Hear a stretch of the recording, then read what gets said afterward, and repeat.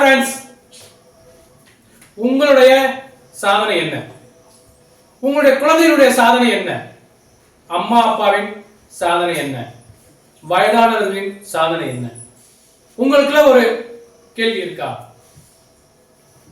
அப்படி என்ன பெருசா நம்ம சாதனை பண்ணிட்டோம் அப்படின்னா, நம்மளுக்குள்ள நிறைய சாதனை பண்ணியிருக்கோம்.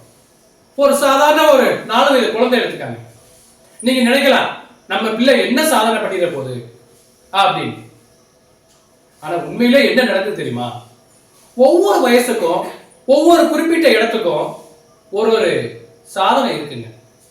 நம்ம பெருசா சாதிச்சா மட்டும்தான் பெரிய சாதனைங்கிறது இல்லை.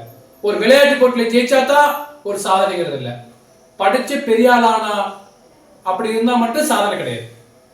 ஒவ்வொரு இடத்துலயுமே ஒவ்வொரு விதமான சாதனைகள் இருக்கு. இப்ப நம்ம வீட்டுல நம்ம குழந்தைங்க கிட்ட என்ன சாதனை இருக்கு நீங்களே கண்டுபிடிக்க பார்க்கலாம். ஒரு 4 வயது ஒரு குழந்தைகிட்ட என்ன சாதனை பாக்குறீங்களா? 4 வயது குழந்தை அவங்க பெட்ரூம்ல படுத்த பாயில யூரின் போகாம இருக்கிறதே ஒரு மிகப்பெரிய சாதனை. எத்தனை பேர் குடும்பத்தில் நடக்குது தெரியுமா? ஒவ்வொரு குழந்தையுமே ஒவ்வொரு விதமான சாதனை பண்ணிக்கிட்டு இருக்காங்க. அவங்களை ஒவ்வொரு விதமான உற்சாகப்படுத்தலாம். அதை விட்டுவிட்டு என் குழந்தை என்ன சாதனை படிச்சு, அந்த பிள்ளை இப்படி இருக்கு, இந்த பிள்ளை இப்படி இருக்கு, அவன் மையம் எப்படி இருக்கா, இப்படி சொல்லி சொல்லி நம்ம குழந்தைகளை மட்டப்படுத்திடுறோம். அப்ப நமது குழந்தையும் கண்டிப்பா ஒரு சாதனை கண்டிப்பா பண்ணிக்கிட்டு தான் இருக்காங்க. சரி, 8 வயசுல என்ன சாதனை நினைக்கிறீங்க? 8 வயசுக்கு உண்டான சாதனை என்ன தெரியுமாங்க? எங்கேயாவது ஒரு இடத்துல கொண்டு விட்டா ஒண்ணு இல்லைங்க, நம்ம ஸ்கூலுக்கு போறாங்கல்ல, ஸ்கூல்ல இருந்து திரும்பி அவங்க வீட்டுக்கு வர்ற பாதைய கரெக்டா கண்டுபிடிச்சாலே ஒரு மிகப்பெரிய சாதனைங்க. நம்ம எல்லாரும் சர்வ சாதாரணமா நினைக்கிறோம், ஆனா அதுவும் ஒரு விதமான ஒரு புதிய சாதனை. எந்த ஒரு குழந்தை எந்த ஒரு இடத்துல விட்டாலும் தன்னுடைய வீட்டுக்கு யாருடைய உதவியும் இல்லாம சிங்கிளா வர்றாங்க பாருங்க, வீடை தேடி கண்டுபிடிச்சு, அதுதாங்க மிகப்பெரிய சாதனை. இப்ப சொல்லுங்க, உங்களுடைய குழந்தை சாதனை பண்ணிருக்கா இல்லையா? உங்களுக்கே தெரியும். ஆனா நம்ம யாரும் அப்ரோச் பண்ண மாட்டோம். 12 வயசுல என்ன சாதனை பாக்குறீங்களா? 12 வயசுல என்னங்க சாதனை? என்னுடைய நண்பர் இவன் தான், நான் இவன் கூட தான் நல்ல ரிலேஷன்ஷிப்பா இருக்கேன் அப்படின்னு ஒவ்வொரு பையனும் ஒவ்வொரு பொண்ணும் அவங்களுடைய நண்பர்களுடைய வட்டத்தை ஒரு நல்ல நண்பர்களா உருவாக்குறாங்க பாருங்க. அவங்களுடைய வளர்ச்சிக்கு அதுதான் அந்த வயசு தான். அந்த வயசு சேரக்கூடிய நண்பர்கள், அவர்களுடைய குணாதிசயங்கள், அவர்களுடைய பழக்க வழக்கங்கள், அவங்க வாழ்க்கையில எப்படி போகணும்னு நினைக்கிறாங்களோ அதற்கான அடிமட்ட நண்பர்கள், அதற்கு பிள்ளையார் சொல்லி போறது அந்த வயசுல தான். சோ 12 வயசுல ஒரு சாதனை என்பது நல்ல நண்பர்களுடைய வட்டத்தை உருவாக்கி கொள்வது. சரிங்க, அடுத்து 18 வயசு. அந்த 18 வயசுல என்னங்க சாதனை? எல்லாருக்குமே தெரிஞ்சதுதான், உங்களுக்கும் தெரியும். என்ன சாதனை? 18 வயசு ஆனோன்னு ஓட்டுநர் உரிமம் பெறுவது. இன்னைக்கு நடக்கக்கூடிய நிறைய விபத்துகள் பாத்தீங்கன்னா, இளைய மாணவர்கள் நிறைய பேர் விபத்துல அடிபட்டு நிறைய பேர் நிறைய பிரச்சனைகளை சந்திக்கிறாங்க. அதுக்கு சரியான வழிகாட்டுதல் இல்லை, ஒரு சரியான முன்னெச்சரிக்கை, சரியான நடவடிக்கை, இப்படி ஒவ்வொன்றா சொல்லிக்கிட்டு போகலாம்.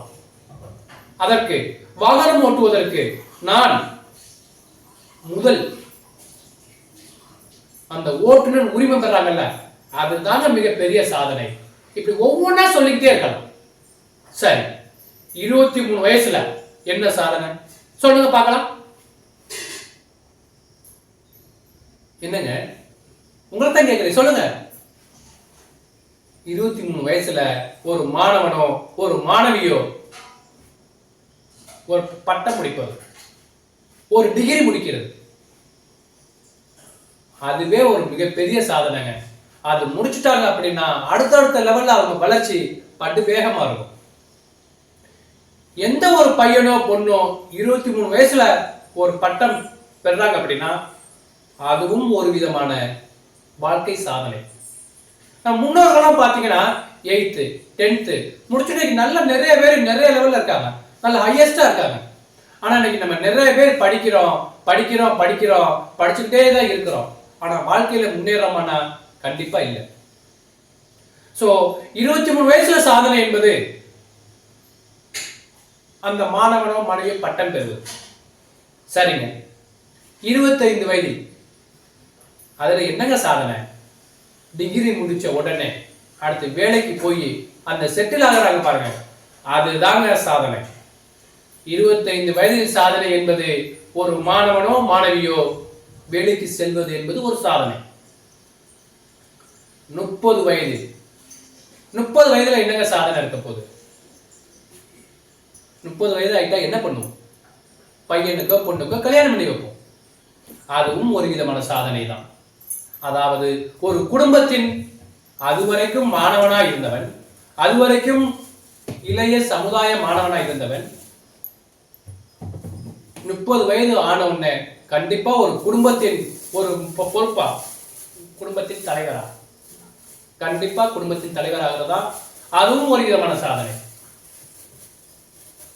35 வயதில் என்னங்க சாதனை சொல்லுங்க பார்க்கலாம். 35 வயசுல சாதனை என்ன இருக்க போகுது?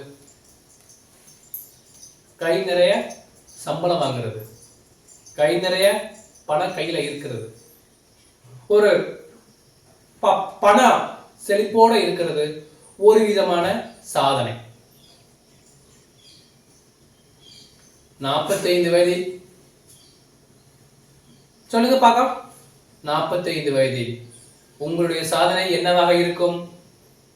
உங்களுடைய குழந்தைகளுக்கு ஒரு சிறந்த வழிகாட்டியாக, சிறந்த ஆலோசகராக, சிறந்த ஒரு உந்து சக்தியாக நீங்க கண்டிப்பா இருப்பீங்க.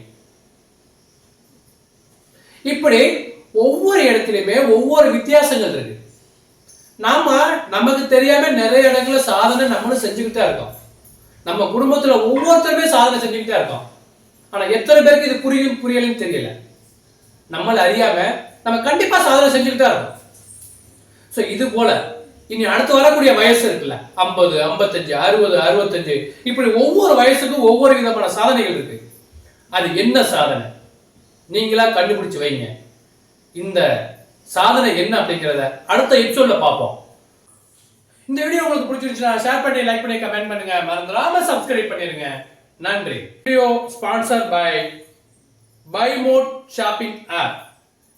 BuyMode e-shopping application is one of the online shop